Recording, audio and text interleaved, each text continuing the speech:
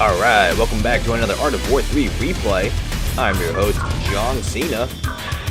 And today we're going to be doing a clan 2v2 battle. I'm going to be the green Confederate player, and my ally EveRommel C is going to be the blue Confederate player. We're going to be facing off against two resistance players on this map. Let's go ahead and get into it. So we got some early game aggression unfolding here from the yellow player. Yellow's got a few coyotes and some infantry at my base. Looks like they've destroyed a barracks already.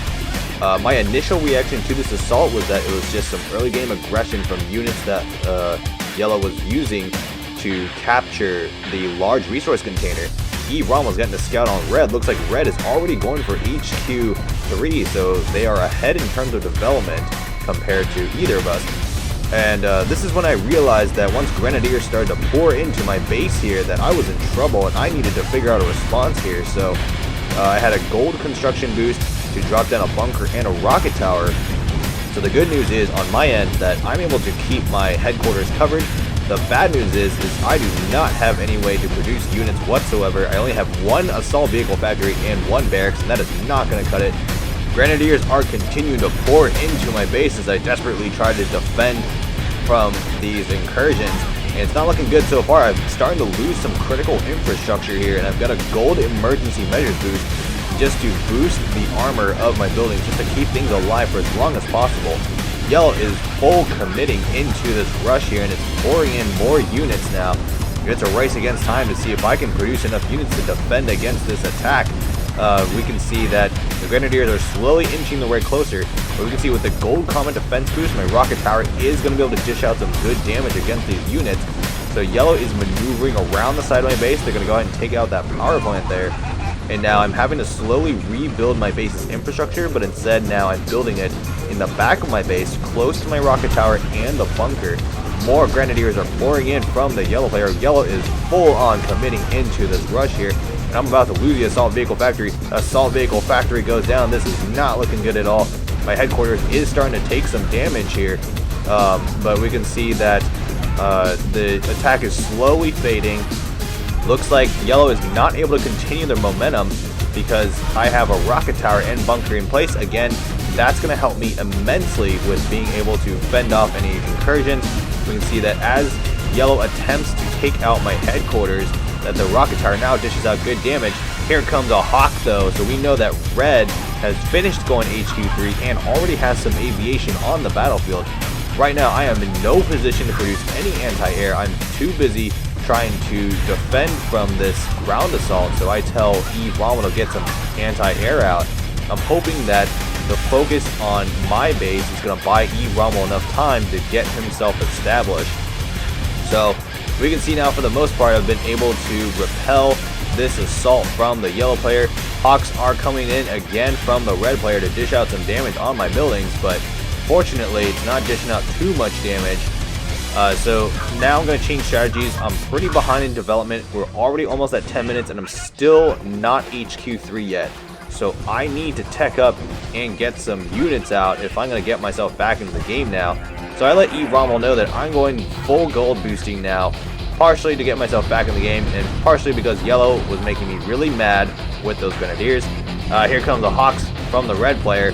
Red's got good control over the battlefield right now. EveRommel's only got a couple fortresses and that is not going to cut it. Red's got armadillos to collect those resources. We can see some Grenadiers moving onto the map here towards EveRommel's base. And look at this, Yellow is now pouring in mass infantry to attack EveRommel's base. Let's see how this pans out. It's a pretty large attack force, but fortunately EveRommel is much better prepared than I am and has had plenty of time to build a good composition of units. So we can see some Zeus tanks, heavy assaults, and fortresses in the mix.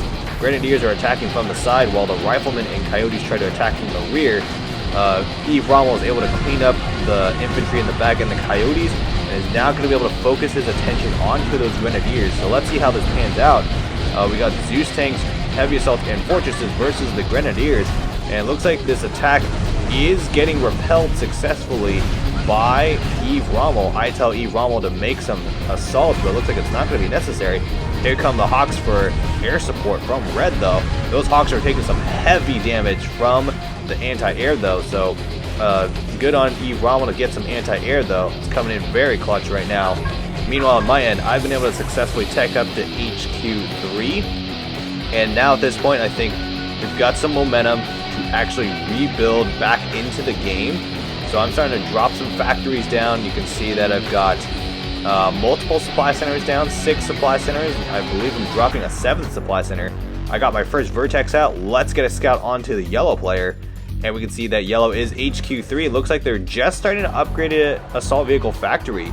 They've got 8 supply centers out. Let's go ahead and check out red. Red is, as I suspected, HQ4 already, and we see a level 2 prototype factory.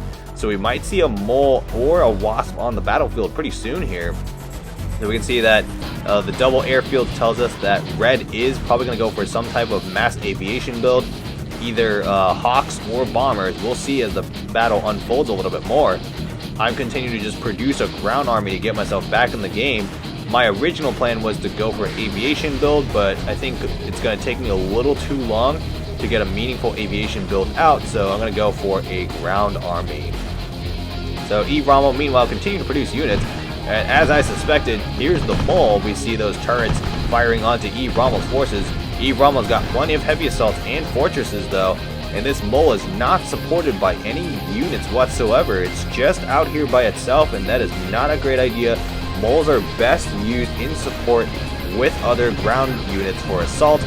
So the mole's got a turret to defend with, and we can see that this mole is taking some heavy fire from EveRommel. EveRommel is going to be able to clean up that mole and take out the turret. Meanwhile, I launched my vertex over to take out a porcupine. I had previously sent some assaults and a fortress to clean up some grenadiers and to burn off those command points. I'm transitioning into a build combination of typhoons, hammer tanks, and fire assaults, so I can combat the build that yellow is going for, which looks like a vehicle build with grenadiers. Vertex coming in for me. I'm going to take out that sniper tower just to do some harassment and scouting onto the red player. We're going to swing in again, take out that armadillo. Looks like that armadillo was laying mines, so EveRommel is going to have to be mindful of that. So I'm going to flag those airfields, and we can see that red has a tier 3 avia factory and is most likely going to go for Albatross. So EveRommel is now launching an assault onto the red player. Red does not have that many ground units though, so EveRommel's got some good momentum. I'm going to swing in there with the vertex to help out and dish out some heavy damage against those Jaguar tanks. Here come the Albatross bombers. They score a direct hit on the Zeus tanks, but EveRommel's still got plenty of hit points left. We're going to go ahead and snipe down one of those bombers, and it looks like EveRommel's punched through the defensive line for the red players, making a beeline straight for the avia factory. He is now dishing out heavy damage against the avia factory.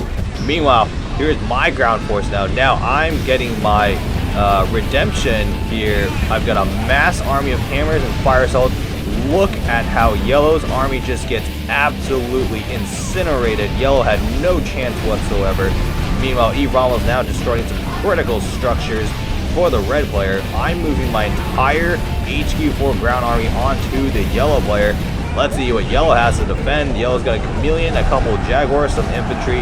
This is not going to be enough. I am fully coming after yellow, and there's nothing yellow can do to stop me. EveRommel's attack, he is running out of steam. His last few Zeus tanks are getting cleaned up, but at this point, it's not going to matter. I have an entire HQ4 army inside yellow's base, and yellow does not have any units whatsoever to defend with. So now we're just starting to clean up a lot of infrastructure. We can see I have a ton of fire assaults just chasing after the yellow players' last 4 Jaguar tanks. Those Jaguar tanks are in trouble. They are completely surrounded with no support whatsoever. And now my hammer tanks and fire assaults are just ravaging the inside of yellow's base. And so there goes the last few tanks. Yellow is now officially out of units and they're out of power. And I was able to clean up the rest of yellow's base, no problem. Alright, so that's pretty much the majority of the battle. At this point, once yellow's base got completely ravaged, I think the red players surrendered and they wanted to call it a game. So EveRommel and I were able to make the comeback successfully. Hopefully you all enjoyed this battle. We will see you in the next battle. Victory.